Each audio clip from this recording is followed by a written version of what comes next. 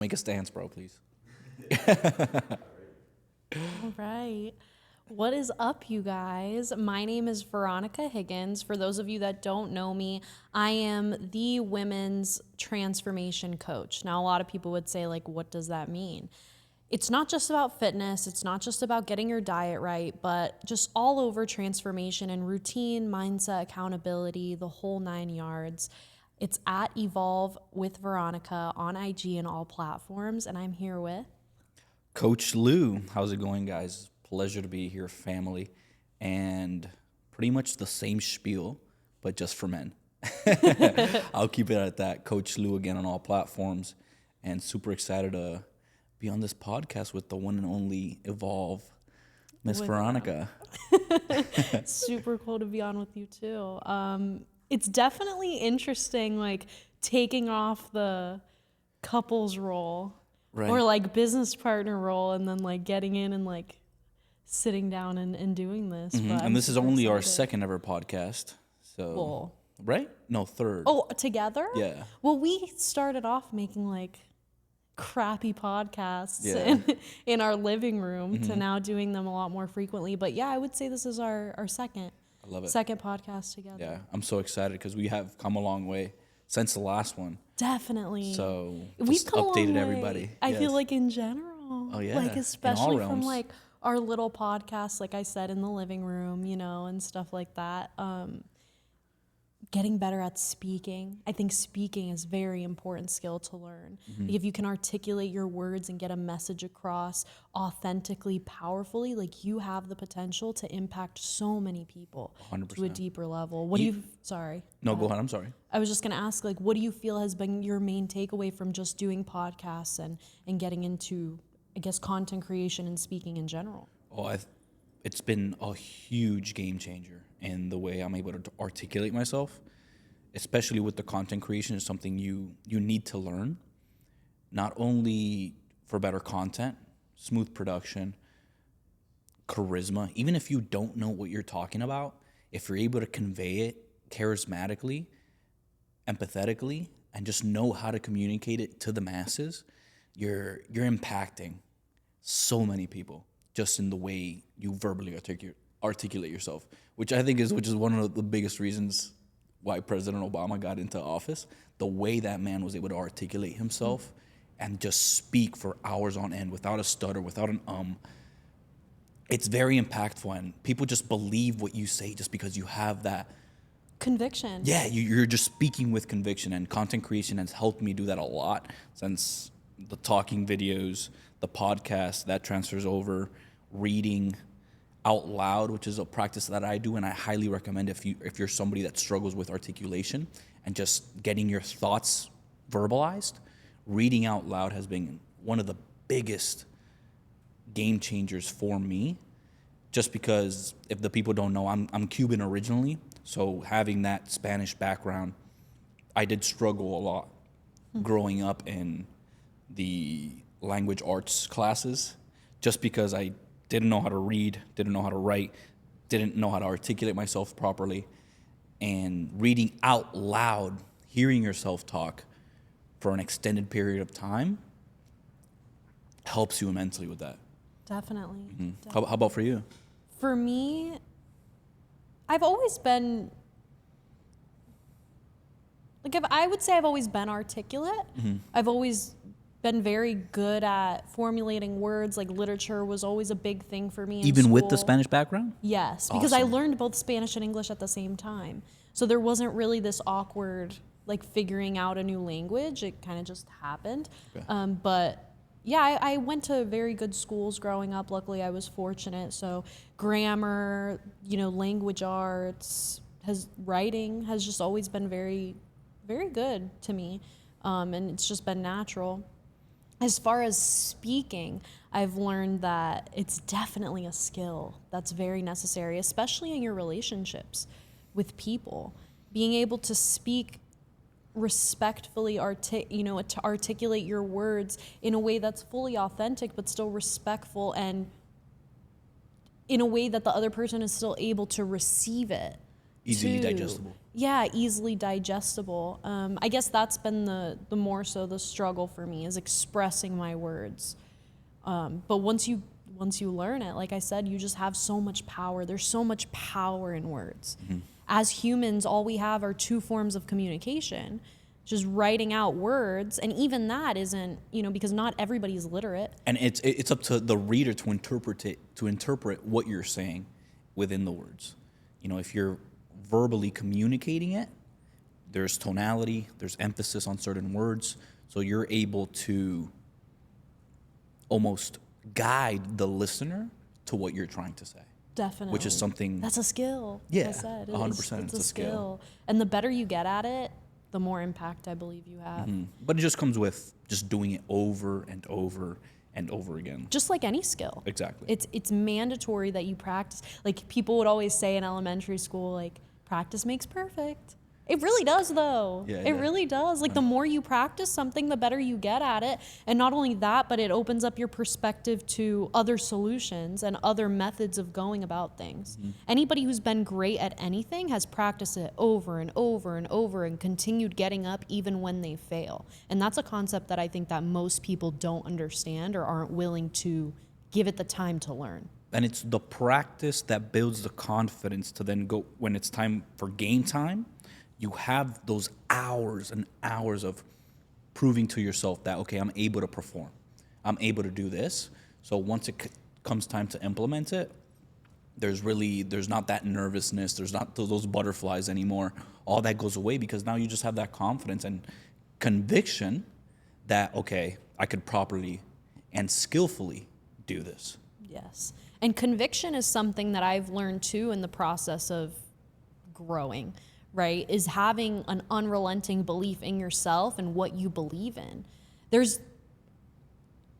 And I know we've watched videos on it, like the tribalism of humanity. Like we have this deep desire to belong, to be in a group of people that we can relate to so that we're not alone. And that tribalism, right, is can be your family, your friends, your political party, your belief system.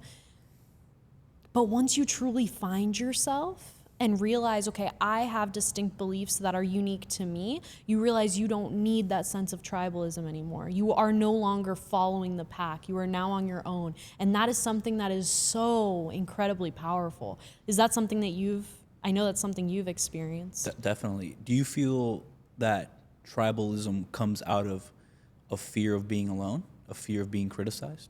Definitely. Because, I mean, you look at just biology of any mammal, right? Anybody who's even similar to us, Usually any in species, packs. usually always in packs or interacting with another species. Human connection is not even human connection, just connection, period, is something that's in our nature. 100%. But it's something that you aren't really able to explore the opposite of. How so? Because you grow up in it, right? You grow up in a tribe. You grow up with your family's beliefs, their customs, their values, their morals. And that is your tribe. That is what you are programmed to be, right? And then as you start developing a sense of identity, that's actually, when you start developing a sense of identity is when you actually start interacting with other humans outside of your pack, outside of your tribe. You start to learn new beliefs and new ideas, and you almost come to a state of perspective. You almost come to a I can't speak. You come to a perspective that's like, oh wow, like I actually have room to choose what I believe in. I have free will. I can have my own opinions, and that's pretty cool. I think which ones do I want to be? I think most people don't have that, which is why they struggle. It goes back to your main point of tribalism. Most people try to find their tribe within society their whole life. Wow. They're always trying to fit in. To a certain demographic, to a certain criteria. That way they don't feel left out because they don't have a sense of identity. Wow. So once you're able to almost figure out, okay, who do I want to become and what type of person do I want to be? What do I want to identify with? You start nitpicking all these little life experiences, which leads you to the person you are right now. You know, all the situations, all the experiences, you take a little bit from it, and you're creating your own character. So now you're excluding yourself from the tribe. Now you're your own person. And I feel a lot of people don't do that. Don't do that. I completely agree. Yeah. They spend their whole lives in search of their tribe. They're trying to conform. They're trying to conform. Yes. And I believe the highly successful and productive people are the ones that do the opposite of that. Who are like, let me not focus on anybody else but myself. And figure out who I truly am, what values I choose to stand for, what lifestyle I decide to live, and go from there. 100%. And they don't realize almost all the people they're trying to conform to had the same problem they do. You know, everybody's just lost in their little tribes, and outside of that, it's all foreign to them. Why do you think that's so scary, though? As humans in general, why do you think it's so scary for us to not have a tribe or not have something to relate to? Loneliness, that sense of loneliness, the sense of being with your own thoughts. A lot of people aren't used to that. They're, especially nowadays with social media and just external outputs. You know, there's always this quick dopamine now that we're trying to chase. Whether social media, going out, drugs, porn, just everything that's out right now. People are just trying to, okay, what's next? What's next? What's next? They're not able to just sit down with themselves for an extended period of time. Okay, like, who am I? What's going on internal? Why do I keep going external for validation? And that's a topic I wanted to touch on too, is you have a choice in this life to be an internalist or an externalist. And this was a framework that completely changed everything for me. I actually learned it at my 9 to 5 at my corporate life. I remember the exact conversation moment you're talking about. that the manager had taught me this. And it was a light bulb moment. There is a difference in being an internalist and an externalist, right? Externalists, which is, I would say, the majority of the human population, something happens to them and they go outside of themselves to seek the answer. Right? Who did I upset that did this? Or what situation could I have been in? Or what did, you know? Victim mentality. Victim mentality. Yeah, why is this happening to me? Or you could be an internalist and think of every single reason that you could have caused whatever happened to you. You look inside and think, okay, what decision did I make that provoked this to happen? Right. Right? Instead of blaming it on the external. And that, when I heard that, it was like my light bulb just switched on. And it was one of those moments where you walk out of the room and you're just like, I'm a new person. Because now I get it. I can't blame other things outside of me. It's always me. I'm always at fault. And once you take that responsibility upon yourself, life is pretty much up to you. And now you have control, and there's a freedom that comes with that control. Right. But I think people are scared of that freedom, and they confuse the freedom with loneliness, which what goes back to your main question is, why are people so attached to tribes and social circles? Right, because they mistake going inward as loneliness instead of freedom. Finding yourself, once you find yourself, you're able to be free, you're able to express yourself with true authenticity. And that's the thing, and that's something that I want to express to everybody. I am no different than you. Like, nobody is any type of different from each other. We're all the exact same. It's just who has more knowledge, confidence, and guts to take the risk and truly learn themselves. That's it. And even if we aren't all the same, it benefits you just because you are one of one. And if you're unique, you're able to give society your uniqueness, which is valuable, because you're going to be good at one specific thing. You are spectacular at one specific thing. Give society that.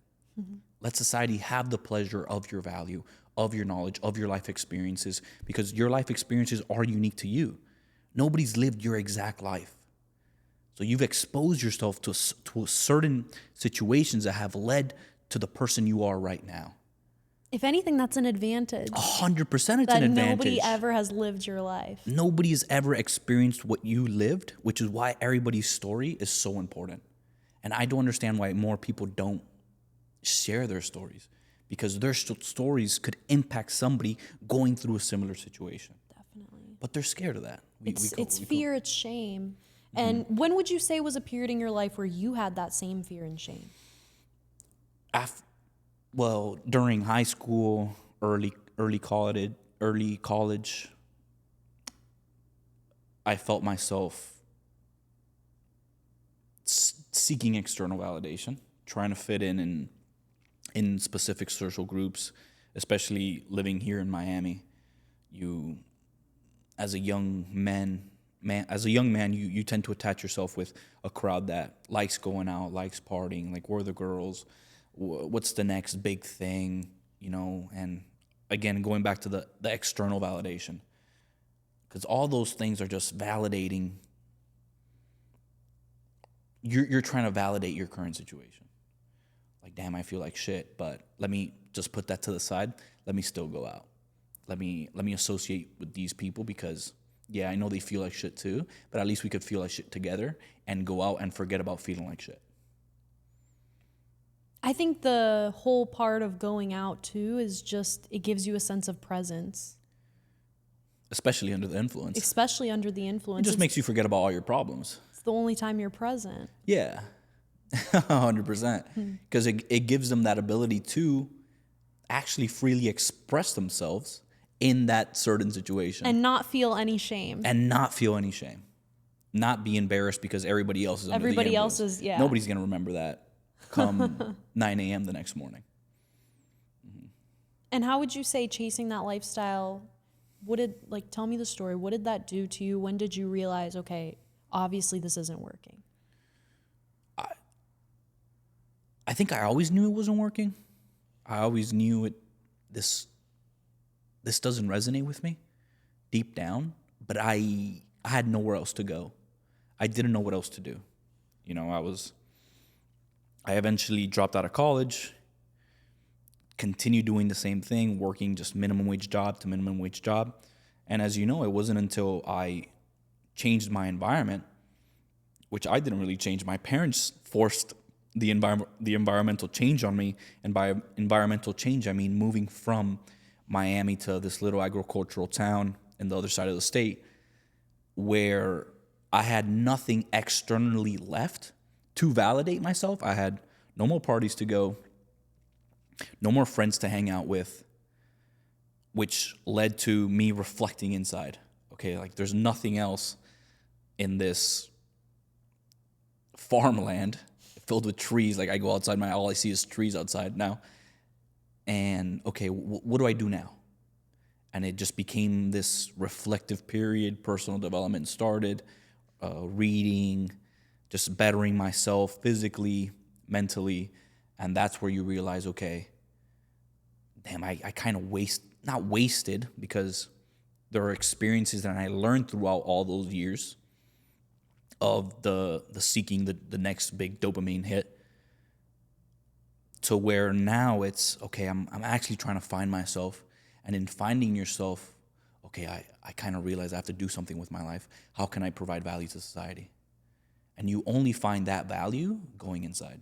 What am I actually good at? You have to find that out. And that's where I started finding that out. How about you? Did you have a similar experience?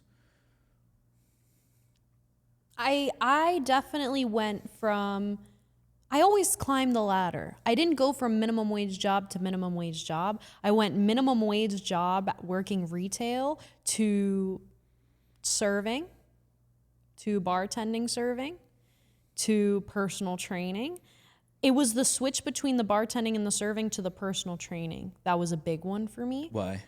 Because I realized, okay, I'm definitely making more money every time I switch jobs, but I'm not building anything. I'm not building anything long term. I want financial freedom. I want to be able to buy whatever I want. I want to be able to do whatever I want when I want to do it. And I'm never going to be able to achieve that just bartending. So I was like, let me start to build something. At the time, I was just into the gym. Like, I was inconsistent, but I was going, I liked it, I enjoyed it. So I was like, why not? Let me just try to, become a personal trainer. Actually, that wasn't even the plan. I talked to somebody at my gym about what I thought was getting a front desk job, and they were like, no, like, we'll get you hooked up to get your CPT and you'll be a personal trainer. And I was kind of like, okay. And they crunched the numbers. They told me what I could be making. And I was like, shit, why not? So I did that. But never did it cross my mind, how can I be of value to society, until well after that. Yeah. What did getting into the gym do for you?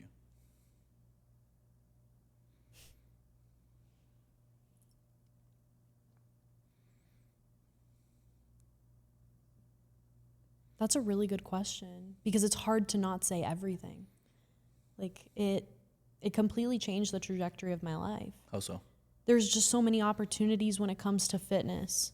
But I guess you internally, walk into a gym, first of all, it's filled with a bunch of people who are actively trying to get better in some way, shape, or form. 2, you're in there with a bunch of people who you don't know. You have no idea what you're doing, and you somehow have to stumble and find the self-confidence to figure it out. Just that alone gives you so much character and builds something. The minute you walk into a gym for the first time, you're scared shitless. You don't know what to do. You don't know who you're going to run into. You just don't know. You don't know what people are going to think of you. And on top of that, the people in there are usually the most intimidating. Yes. Just because of their physical build, the demeanor inside a gym. Usually it's pretty serious. Everybody's there trying to do their own thing. It's loud, music's bumping. Yeah. But just walking into a gym for the first time already builds something. Because that's hard. That's intimidating. And I remember being there, and it wasn't easy. But I kept going back for some reason. What do you think that was? Genuinely, it was because I was like, well, I'd rather do this than just sit in my bed and do nothing. I was like, I might as well be doing something. I'm bored. But why revert to that? Like, instead of going out, instead of doing other things. Because I wanted more. I always grew up having something, and then I lost it all. The economy crashed and my family lost everything. So I know what it's like to have something and have it ripped away from you. And so ever since then, that just built me into the type of person that's like, if I have something, I'm going to work for it and make sure that it's never taken away from me. It kept me wanting more. So I looked at myself and I was like, I want a better body. I want to feel good. And I know, the gym has something to do with that, I think, like back then. And so that's why I started. And a good tie down to that is your body. Like, that's something nobody's ever going to be able to take away from you, because you built that. It could only be taken away from you if you let it, if you let yourself go. But once you have the information on how to count your calories, how to manipulate your body at will, you have that knowledge for the rest of your life, and nobody's ever going to take that away from you. So you've solved your obesity problem, and not only for you, but for the generations to come within your family. Like, your kids don't have to go through that, because now you have the knowledge to implement in nutrition, how to work out properly, how to stay active, cardio, heart health, building muscle, that's longevity. So you have all these things that you now know that are going to stick with you for the rest of your life. And it took what to get there? Consistency, discipline, work ethic. All 3 valuable things that not only... Knowledge. Knowledge is up there. But I was saying more in the terms of reaching your goal. Yeah.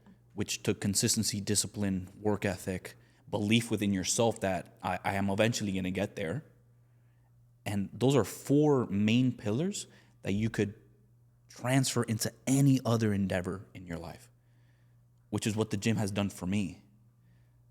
It's it's given me that foundation to now when I'm able to now I'm able to transfer that into my business, which is why a major reason we've gone from almost 0 to 100 in the past 3 to 4 months, because we already had that foundation built in us. Of the belief. We understand that it's not going to happen overnight. We understand that it's going to take some time to get good at this. It's going to take volume. It's going to take practice. So we understand those concepts, and now I think for the rest of our lives, we're going to be successful no matter what, because we've built that foundation. Yes. And I remember even before I started the gym, like I would be in my room, like doing these little Pinterest ab workouts, thinking like, oh my gosh, I used to mix water and like apple cider vinegar and lemon juice and just think it was going to burn fat like that. Oh, I used to drink like Starbucks frappes, thinking that liquid calories were like, it just didn't exist. No, like calories were only things that I eat. But if I drink it, I'm good. There's no calories in the drink. So there's so many errors that you learn along the way, and shit that you did, like that you look back on like, damn, I can't believe I did that. Definitely. And if I were to talk to my old self, like, what people don't understand is that you are able to manipulate your body at will. Like, you can get your dream body. You just have to understand that your body is biological, therefore scientific. So anything that you want your body to do is just a scientific formula. It's no magic, here's water and chia seeds. It's no magic, here's a 15-minute ab workout that if you do it every day for 5 months, you're gonna get rock solid abs. Like, no, it is a scientific formula. And once you learn that formula, that plus consistency, boom, dream body. And not only dream body, but once you're physically fit, usually you're at a way better headspace. Your anxiety is gone, you're confident. With that confidence, that transfers into other things. Okay, now that I have the body, damn, maybe I should get my money up. And now you have that confidence to get your money up. And of course, like once you walk into the room and you're physically fit, it demands a level of respect, because people see, okay, this guy's he's pretty serious just because he was able to get that body. So he has some level of discipline. He has some level of consistency. So when you're in any job interview, that maybe they don't tell you that, but subconsciously it's what's programmed in our genetic code. And it just condones a level of respect once you're physically fit. And it just opens up the door to so many other opportunities. And for a woman, I would say it provides so much confidence. Because at first, like in the beginning of the journey, I might have lied to you. I didn't look at the mirror and say, oh, like I just want to feel good and be physically fit. Like there's a little part of me that I was like, if I look the best and I have the craziest glutes with the slimmest waist, like I'm going to get the most attention. But what you don't realize is once you put in the work and then you get the body, that attention doesn't even matter to you anymore. And you're like, I am that girl. Like I have the body. I don't need anybody. And that's the beauty of that. It's kind of like it's a catch-22. Right. It goes back to the externalist, internalist thing. You go into the gym seeking external validation, but once you get into the gym, once you fall in love with the process, once you fall in love with the journey of personal development, it no longer becomes external. You're no longer seeking to get girls, to get more attention in general, to get even bigger muscles. Just like, okay, now it's me. This is my sanctuary. This is therapy. This is how I better myself and how am I able to escape almost reality. Yes. It just becomes another therapeutic avenue. Definitely. Because I have gotten a few questions in my DMs too about like, Veronica, what do you mean by a new reality? I'm like, you don't understand. Mm-hmm. Like you could literally be living a completely different life as a different person in 4 months. Mm-hmm. You could. 100%. And so people are in so much pain. They're like, I have no confidence, no energy. I'm tired. I'm like, all of that could change. And it will. 100%. You just need the right support to get there. Yeah, and it's not easy. It's not. It doesn't happen overnight. It's not a simple fix that now magically I'm in my dream body. No, it takes time. It does. It does take work. It does take level of commitment. It's not easy, but is it worth it? Fuck yeah, it is. And I think that people don't stick with it because they're like, they get to a certain point where it gets so hard that they're just like, oh, the dream body, like, I'm fine. Like, I'm good. I'd rather stay here and be comfortable. Like, I'm fine. But you don't understand that the person that comes with the body, that's what you're missing out on. And I don't even think it's that hard. The hard part is just staying on plan. Staying on plan. Just staying consistent. People, I do believe the majority of people make it harder than it has to be, but again, that's also a product of all the misinformation that's out there about the zero carbs and XYZ diet and try this supplement, this drug, whatever it is.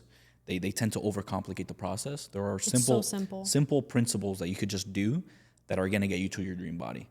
But it's that ride from A to B to where the consistency matters. And most people don't make it to the halfway point. So they're still in the past version of themselves. Yes. They never fully transform, physically and mentally. They never believed they were going to get to their goal to begin with, which is why they fall off halfway. Because if you have faith that you're going to reach it no matter what, and you have a proper program in place, how do you not reach your goal? How do you not reach it? You have the faith within yourself. You have confidence. But then again, the misinformation is a tough thing to combat because I was there. Like I said, I was doing random Pinterest workouts, trying this new supplement, trying this new workout, but you knew you were going to get there. I guess I never doubted it to begin with. So you were already picturing yourself in your dream body. And that is the first step of any transformation. It starts with the mind. You have to already come from the perspective that I'm already in my dream body. I'm already the man or woman that I want to become in the next X time period. That's the start of the transformation. Everything else is, okay, what are the systems that I have to put in place to get there? Yes. Most people don't start with that, which is why they fall off halfway. Because they never fully convert mentally into the person they're trying to become. You have to start mentally. And somebody who changed this for me actually at a very young age, and I didn't understand it until later on, was my sister. And I remember being in such a dark place mentally. She was like, Veronica, you have to just fake it until you make it. Fake it until you make it. And in my head, I'm like, what does that even mean, bro? Right. Like, shut up. Like, I don't, like, what do you mean fake it? Like, I'm literally on the floor at the worst moment of my life, and you're telling me I have to fake be happy? But the answer I didn't realize was yes. You have to get up every day, and it's a decision as to who you want to be. And even if you don't fully feel it in your heart and you feel low energy, you feel insecure, you don't feel good, you have to convince yourself otherwise. And know I that am okay. Yeah. Everything's going to be good. I am going to achieve this simply because I said so. And that's part of the human condition. You realize that there are going to be peaks and valleys. You're going to have days where you don't feel like doing it, where you feel a little more anxious, you feel a little more tired than usual. But those are the days you have to remind yourself, it's just part of the human experience. If I go out and prove to myself that I could get it under the worst circumstances, shit. It makes it so easy. It makes it so much easier on the good days. When my clients say, oh, I just really don't feel like it, I'm like, that's when it matters the most. Because you may not feel that, oh, I don't want to feel like it for another 5 days. But since you conquered it already, you now understand, hey, like, okay, I don't feel like it today, but I'm going to go because I did it last time. And think about all the times you walk into the gym, today's going to be a drag. But then it ends up becoming like the best workout of your life. And yes. You're so thankful once you slam the car door, when you get back into it, like, thank God I came. Thank God. I'm so glad. Right. Yeah. No, definitely. Were there periods where you feel like you were very inconsistent or you would just stop going? Like, what was the longest? In the beginning, starting the gym, it was very like 3 months off, 1 month off, 3 months on, 1 month off. And it was like this cycle that happened about 2 to 3 times where I'd go for a little extended period, then I don't know, binge eat or just revert back to the person I used to be, and fall back into the old habits. And then again, okay, let's give this one more time. After like 2 to 3 weeks of eating shit and feeding and feeling like shit, okay, let's give this one more try. And it was like that for 2 to 3 cycles until it just finally stuck. It might not stick the first time around or the second, but if you keep trying, it's what I always say, you're not a failure unless you give up. Because even if you're consistent 1% every day, I don't care if it's for 5 minutes or you're working at it for 8 hours, eventually you'll get there. All you're switching is when you'll get there. 5 minutes, it might take you 10 years. With 8 hours, it'll take you 2 years. But you're still going to get there regardless. It's just, okay, when do I want to get there? Yes. How fast do I want to get to my goal? Exactly. And that's the thing, a lot of people are like, well, I have to be consistent. I'm like, no, you don't. You don't have to be perfectly consistent from day one. Like, that's so unrealistic. You just need to make sure that every time you fall off, you get back on as soon as possible. And that every time you fall off, the fall off time gets shorter and shorter and shorter. And that's all that really matters. I've struggled too because I had the perfectionist mentality where I was like, oh, but I already fell off for 2 days, or I fell off for a week. Like, I've already lost so much progress. Like, I'm not going to start all over. Right. Like, it's not starting all over. You're just picking up where you left off. Get up and go before you waste even more time. And that's where I was like, it hit me. I was like, am I just going to quit forever then? Like, Right. that just doesn't even make any sense. Let me just get up and go. And I want to remind the people with that perfectionist mentality that perfectionist mentality that you're calling it is actually procrastination masqueraded as perfection. You're saying I got to wait for the perfect time. Everything has to be aligned, which there's never going to be a perfect time, and things are never going to be aligned. So you're just using the word perfection as almost a way to excuse yourself because it's actually procrastination. I also used to say, well, like, I'll just wait until I'm ready. Like, I just have a lot going on right now. Yeah. And those were in times where they were very dark times, and I was dealing with a lot of family stuff, relationship breakup, like everything was piled on me at the same time. And I just kept telling myself, like, I'm just not ready yet. Bro, and I look back and I'm like, how were you not ready for yourself? That's what you're saying. That was the ideal time to get into it. Yes, what you're saying is I'm not ready to better myself right now. I'm just going to wallow. What? And that's when you needed it the most. That's when you need it the most. You can't sit there and wallow and just be like, I'll get to it when I'm ready. No, get up and start working on yourself ASAP, because that's the sooner you're going to feel better and the sooner you're going to get over the drama, the breakup, like whatever it is that you're going through. 100%. I couldn't agree more. Transitioning into PT, now into an online coach, how do you feel like the gym, getting into it, has helped you business-wise? Wow. The gym. I mean, like I said, the minute that you step foot in a gym, you're already developing. That's day one of developing discipline, confidence, consistency. And those are all things that are required to run an effective business. So, yeah, there are days that I don't want to post. There's days where I don't want to talk, where I don't want to help people because I just want to focus on me. But then I remember, okay, like, this is what you wanted, right? This is the person that you asked to be. These are all the things that you asked for, and you have them. This is just the small price you have to pay. Just doing it every day, even when you don't feel like it. And then that gets me up, and I'm like, okay. Like Sai said, he said one day, I remember being like, but I just don't want to talk every day. Like, I don't want to do that. He's like, just have the mentality of like, this is who I am. This is what I have to do. Let me just get it over with.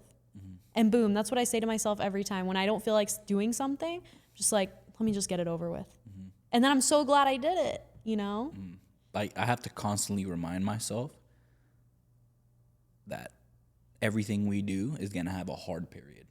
And once you're in that hard period, take a step back and tell yourself, this is the hard we talked about. This is that period. So just push through. You know there's going to be an easier period coming up. And I think there's such a maturity to that, to be able to step back and almost look at your life like in the third person. That's something that not a lot of people have. And that only comes from internal reflection. Yes, I'll get to that. But most people react. anything that happens to them, it's, oh my God. They are immediately feeling it and feeding the emotions. When you learn the skill of stepping back and being like, okay, deep breath. Okay, let me analyze this real quick. What is going on right now in the big scheme? Like I tell all my clients sometimes when they get like that on the one-on-one calls, zoom out. Like zoom out on your life right now. Whoa, like where are you at on the timeline? Literally picture a timeline, look at yourself. Whatever you're going through is just a minor little blip that you probably won't even remember in the next 5 years. So how soon are you going to start just like getting over it? Feel the emotions, because as a woman, that's super important, but get over it and start taking different actions so that it doesn't happen again. Or if it does happen again, you're now a more mature person to be able to handle it. And exactly as you said, that level of calmness and control over your life doesn't happen without the mental work. And that's why I hate when people are like, oh, but you have a course. No, I don't have a course. I found out, I cracked the code as to how to transform my life at will, and now I'm just teaching everybody else how to do it because it's crazy the way that it works. Mm-hmm. Taking the walks in the morning, the mental clarity, you know? Another big one that we were talking about the other day and goes hand in hand with this topic is revision. Revision. That's such a good one. If you want to go into that. Yeah, revision. So the practice of revision is extremely helpful, right? It's like I was just saying, put yourself in that third person perspective in your life. Let's say your boyfriend breaks up with you, right? You guys have been going together good for about 2 years. Everything's good. All of a sudden breaks up with you out of the blue.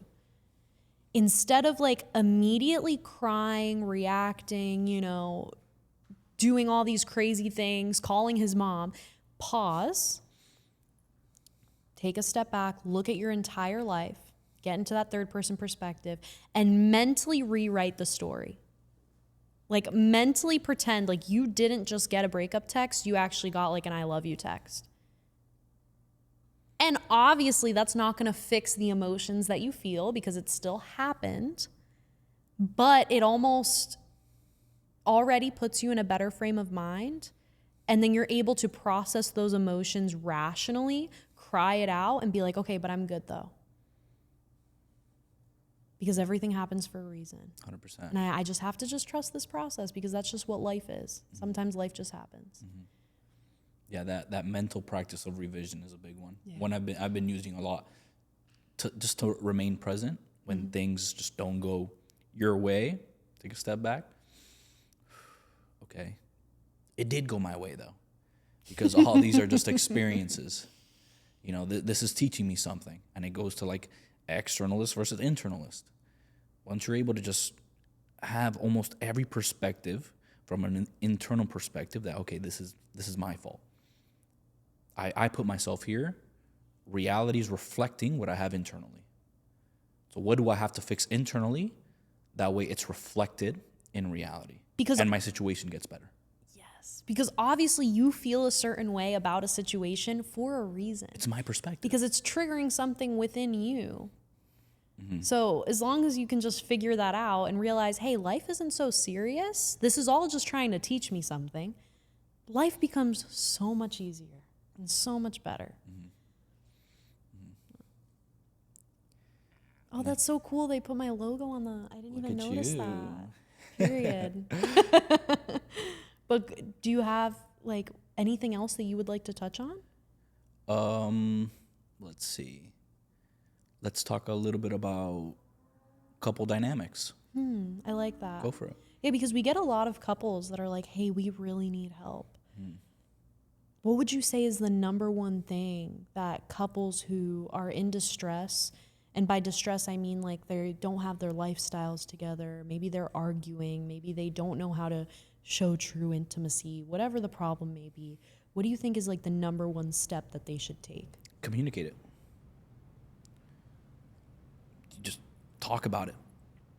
And as a man, I understand that is extremely hard to put your emotions on your sleeve and express that vulnerability.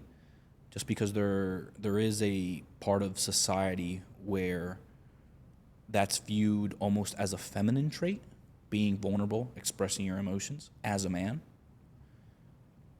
But what you don't realize is you're just hiding who you are. You know, that lack of vulnerability gets transferred into insecurity. And your woman's gonna see right through that. Oh, yeah. You know, all females see right through that. And me as a man, knowing that I used to be that way, when a person or another man is that way now with that toxic masculine energy, I'm able to sense it right away. I was like, yeah, this dude was where I was at about 3-4 years ago. The more vulnerable you're able to be with your partner, I've always found the better and the more understanding that relationship is. You know, I always I heard this quote once, and it really stuck with me. It's like, a man is able to slice a throat and hold the baby on the same day. And I interpret that as, yes, a man is supposed to be dangerous, but he lives dangerously. He lives peacefully, knowing that he is dangerous. You know, being able to slice a throat and hold the baby on the same day. I think it just goes like that. And I've found that the more vulnerable I'm able to be with you and communicate my emotions, what I'm feeling that day, why I'm frustrated, why I'm in a slightly quieter mood, the second I'm able to express that with you and not hold it internally, I feel 10 times better.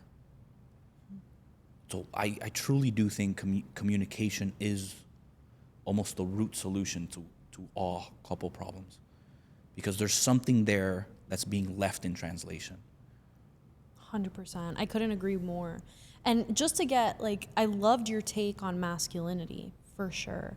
And what I've found just from communicating with women on my platforms, 50% of women are with the wrong man. Women, all we care about is to be seen, heard, understood. That's it. But the problem is that a lot of times we don't get that growing up. We don't get that from a father because they don't even know how to be a man. So we didn't get it from a father. We can't really get it from our mothers. So we grow up thinking that this fairy tale princess situation is going to happen where the perfect man is going to walk through that door and give us all that we want. You think so? That is what happens. That is what happens. Like, as a female, almost every single woman I've ever spoken to about this can agree that we idolize a husband because we feel that that's the only person who will ever feel, see, and hear us, you know? Yeah, and so... I'm sorry to interrupt you, but I just want to make it clear. You idolize, but do you actually put in practice what you want? No, and that's what I'm about to get into. Yeah, I think most women don't. But I'm about to get into that, where, you know, we idolize this male validation. So we all of a sudden get into a relationship with a man that isn't for us, but we convince ourselves that he is for us, and then realize, you know, 3 years or more down the road, wow, this person actually isn't for me, and I don't know what to do now. Like, now that I got my fake validation in the beginning, now what? Now I'm supposed to spend the rest of my life with somebody who I wasn't even myself with somebody who thinks that I'm being my full true self, but I was just molding myself to receive their validation. And that is something that I did, and that I believe a lot of women are guilty of doing. And then they're in a relationship for so long and they feel guilty for leaving because they don't really feel like they have a valid reason to leave. I see. So they stay. And it's like, if only women were to understand that you don't need the male validation if you truly find yourself and work on yourself. Get that dream body, get the routine down, get your faith and your spirituality down, your femininity down, and then I promise you the perfect man will walk through the door. But until those boxes are checked, you are going to continue trying to find yourself in men and seek validation from people who are not for you. And correct me if I'm wrong, you only say perfect man will present himself to you because you have found yourself. Yes. So now you have all your goals laid out. You know exactly who you are. You have your values. You have your principles. And now you know what you're looking for. Yes, you know exactly what you're looking for, and you're not willing to settle. Right. Because you're like, I have myself. I'm good. You know, what are you going to offer me? Right. It's, it's your privilege to be with me, not the other way around. Now you have that power to walk out the door whenever you want. Exactly. Which And is you what- have the confidence to not be scared of being alone. Because I think a lot of women are scared of being lonely, of not being mothers, of never finding their Prince Charming. It's like you will never find him until you find yourself. Yeah, and likewise for men. You know, I think for them it's a little different. They go from girl to girl hopping, girl to girl. Just okay, like this one satisfied me here, this one satisfied me here, this one satisfied me here, but you're fully not true within yourself. So, which is why you're always seeking like the next. Okay, like I'm bored of her. Next, bored. Next, or you cheat, or you just fall into another rabbit hole because you don't know who you are. You don't know what you're looking for. You don't know your values. You don't know your principles. You don't know what code you live by life.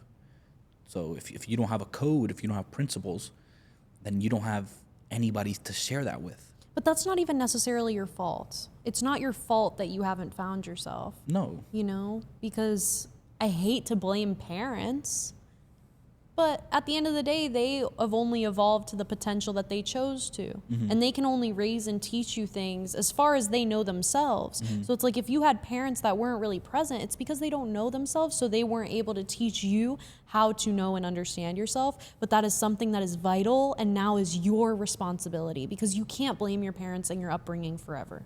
That's a pitiful excuse. Definitely. There's people that have been in worse situations than you and made still it made out it. and succeeded. Yep, So I think that's a bullshit excuse. I agree. In terms of something that you started off the podcast by saying is, how do you think our relationship has changed now becoming business partners? We just wear so many hats. Like, we're business partners, we're best friends, we're romantic. We're just a lot. We're coach-client relationship. Like, Yeah. we're gym bros. Like, Yeah. we wear so many hats. So it's definitely not easy to juggle them all. But I would say we find a fair balance. I would agree. Our relationship has changed drastically. It has though. changed drastically. Like, we started off being very close, but we didn't have so many hats. So it's like all the time we had was dedicated to each other. But now that we have to wear so many hats in our relationship, like it's, my coach comes first, my business partner comes first, my best friend comes first. And then sometimes it's harder to remember, okay, this is also my lover. Yeah. It is hard. Sometimes you forget who you're talking to. Like, what version of Veronica am I talking to? Am I right now? talking to? Yeah. Yeah. And how am I addressing her? Because the way I address you as a coach is completely different to how I address you as a husband. Yes. There's no And that's my why I beautiful call you queen, out right. sometimes because I'm like, you've been talking to me like a coach for the past 2 days. Like, you need to stop. Yeah. But Yeah, definitely juggling all these new dynamics in our relationship has been tough over the past 2 to 3 months, especially going through a bodybuilding prep and being That wasn't mentally sensitive that was not easy for by any means. a few but months there.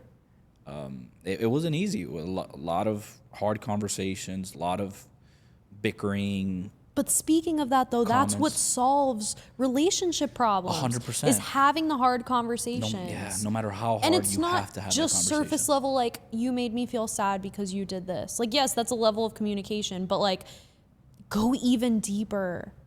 I've felt like this for the past few months, and my childhood brought this, and now I'm feeling it all over again, and I want to blame it on you because I'm mad at you right now. And you have to be brutally honest. Yes, brutally honest. Like, There's been times where we've had conversations that are so brutally honest where we're just like, damn, really? And it doesn't, to be completely honest, sometimes it's not going to feel good to hear that. Oh, yeah. Sometimes it's going to hurt when your significant other is telling you her deepest, darkest thoughts. You know, but that in itself should indicate and tell you that you're with the right person, because the right person is going to be able to communicate those deep, dark thoughts with you. And that should give you the level of faith that you need in order to continue that